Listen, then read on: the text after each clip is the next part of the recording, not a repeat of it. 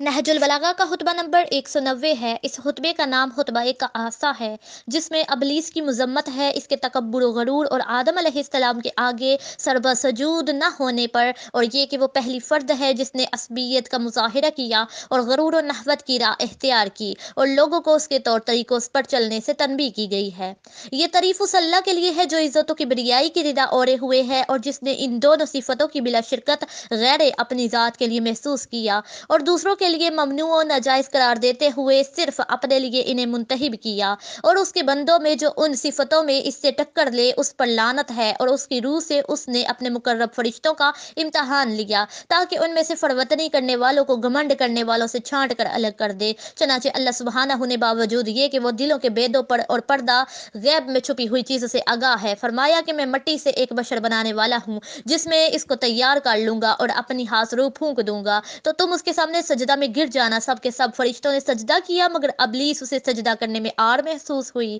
اور اپنے مادہ تخلیق کی بنا پر آدم کے مقابلے میں گھمنڈ کیا، اپنی اصل کے لحاظ سے ان کے سامنے اکڑ گیا۔ چنانچہ یہ دشمن خدائے عصبیت برتنے والوں کا سرغنہ اور سرکشیوں کا پیش رو ہے کہ جس نے تعصب کی بنیاد رکھی، اللہ سے اس کے روائے عظمت و کبریائی کو چھیننے کا تصور کیا، تکبر و سرکشی کا جامہ پہن لیا، عجز و فرتنی کا نقاب اتار لیا، اور پھر تم دیکھتے نہیں کہ اللہ نے اسے بڑے بننے کی وجہ سے کس طرح چھوٹا بنا دیا، بلندی کے زعم کی وجہ سے کس طرح پستی دی، دنیا میں اسے راندہ درگاہ بنایا اور آخرت میں اس کے لیے بڑکتی ہوئی آگ مہیا کی۔ اگر اللہ چاہتا تو آدم کو ایک ایسے نور سے پیدا کرتا کہ جس کی روشنی آنکھوں کو چندیا دے اور اس کی خوشنمائی عقلوں پر چھا جائے، اور ایسی خوشبو سے کہ جس کی مہک سانسوں کو جکڑ لے، اور اگر ایسا کرتا تو ان کے آگے گردنیں ہم ہو جاتی، فرشتوں کو ان کے بارے میں آزمائش ہلکی ہو جاتی۔ لیکن اللہ سبحانہ نے اپنی مخلوقات کو ایسی چیزوں سے آزماتا ہے جن کی اصل و حقیقت سے وہ ناواقف ہوتے ہیں تاکہ اس آزمائش کے ذریعے اچھے اور برے افراد میں امتیاز کر دے،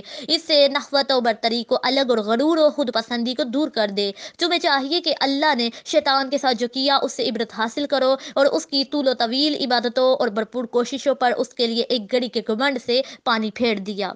حالانکہ اس نے 6000 سال تک، جو پتہ نہیں دنیا کے سال تھے یا آخرت کے، اس کی عبادت کی تھی، تو اب ابلیس کے بعد کون رہ جاتا ہے جو اس جیسی معصیت کر کے اللہ کے عذاب سے محفوظ رہ سکتا؟ ہرگز نہیں۔ یہ نہیں ہو سکتا کہ اللہ نے جس چیز کی وجہ سے ایک ملک کو جنت سے نکال دیا ہو اس پر کسی بشر کو جنت میں جگہ دے دی ہو۔ اس کا حکم تو اہل آسمان اور اہل زمین میں یکساں ہے۔ اللہ اور مخلوقات میں سے کسی فرد خاص کے درمیان دوستی نہیں کہ اس کو اپنے امر ممنوع کی اجازت ہو کہ جسے تمام جہان والوں کے لیے اس نے حرام کیا ہو۔ خدا کے بندو، اللہ کے دشمن سے ڈرو کہ کہیں وہ تمہیں اپنا روگ نہ لگا دے، اپنی پکار سے تمہیں بہکا نہ دے اور اپنے سوار پیاروں کے لے کر تم پر چڑھ نہ دوڑے، اس لیے کہ میری جان کی قسم اس نے شرانگیزی کے تیر کو چلاک کمان میں جوڑ رکھا ہے اور قریب کی جگہ سے تمہیں اپنے نشانہ کی زد پر رکھ کر کمان کو زور سے کھینچ لیا ہے، جیسا کہ اللہ نے اس کی زبانی فرمایا ہے کہ اے میرے پروردگارا، چونکہ تو نے مجھے بہکا دیا، اب میں بھی اس کے سامنے زمین میں گناہوں کو سج کر پیش کروں گا اور سب کو گمراہ کروں گا۔ حالانکہ یہ اس نے بالکل اٹک پچو کہا ہے اور غلط گمان کی بنا پر اندھیرے میں تیر چلایا ہے، لیکن فرزندان رعونت، برادران عصبیت اور شہسواران غرور و جاہلیت نے اس کی بات کو سچ کر دکھایا، یہاں تک کہ جب تم میں سے سرکش اور منہ زور لوگ اس کے فرما بردار ہو گئے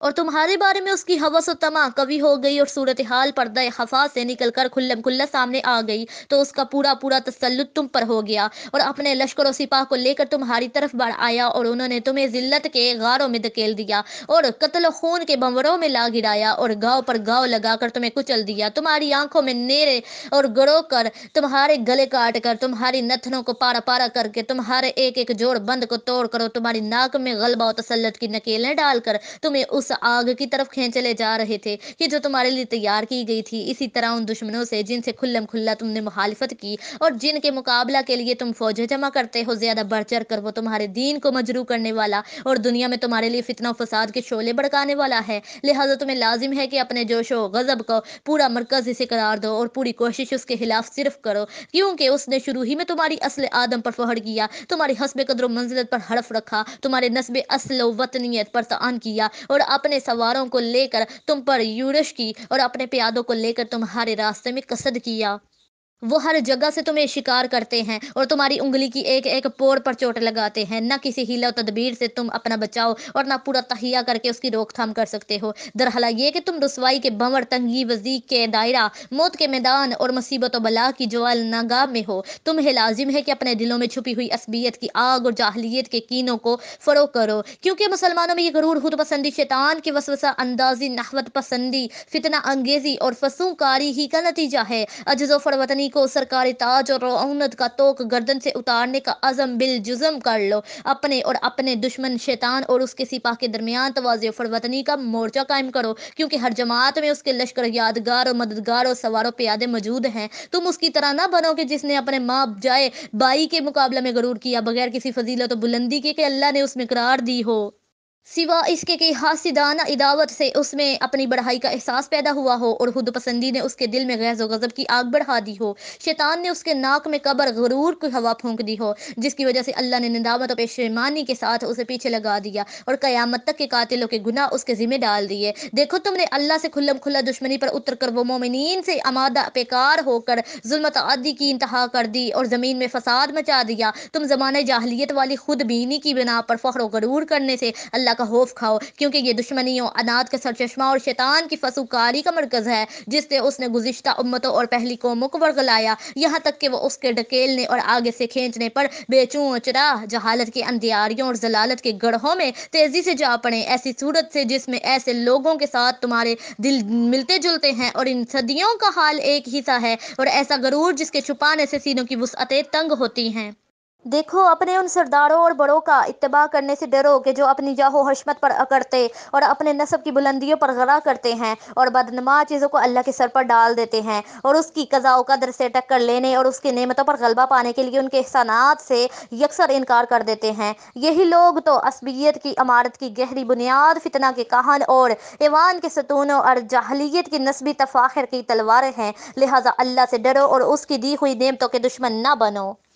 اور نہ اس کے فضل و کرم کے کہ جو تم پر حاسد بنو، اور جھوٹے میدان اسلام کی پیروی نہ کرو کہ جن کا گندلا پانی تم اپنے صاف پانی میں سمو کر پیتے ہو، اپنی درستگی کے ساتھ ان کی خرابیوں کو ہلت ملت کر لیتے ہو، اپنے حق میں ان کے باطل کے لیے بھی راہ پیدا کر دیتے ہو، فسق و فجور کی بنیاد ہیں اور نافرمانوں کے ساتھ چسپیدہ ہیں، جنہیں شیطان نے گمراہی کی بار برادری سواری قرار دے رکھا ہے، اور ایسا لشکر کے جس کو ساتھ لے کر لوگوں پر حملہ کرتا ہے، اور ایسے ترجمان کے جن کی زبان سے وہ گویا ہوتا ہے تاکہ تمہاری عقلیں چھین لے، تمہاری آنکھوں میں گھس جائے اور تمہارے کانوں میں پھونک دے۔ اس طرح اس نے تمہیں اپنے تیروں کا ہدف، اپنے قدموں کو جولان نگاہ اور اپنی ہاتھوں کا کھلونا بنا لیا ہے۔ تمہیں لازم ہے کہ تم سے قبل سرکش امتوں پر جو قہر و عذاب اور عتاب و عقاب نازل ہوا ہے، اس سے عبرت لو اور اس کے رخساروں کے بل لیٹنے اور پہلوؤں کے بل گرنے سے مقامات سے نصیحت حاصل کرو،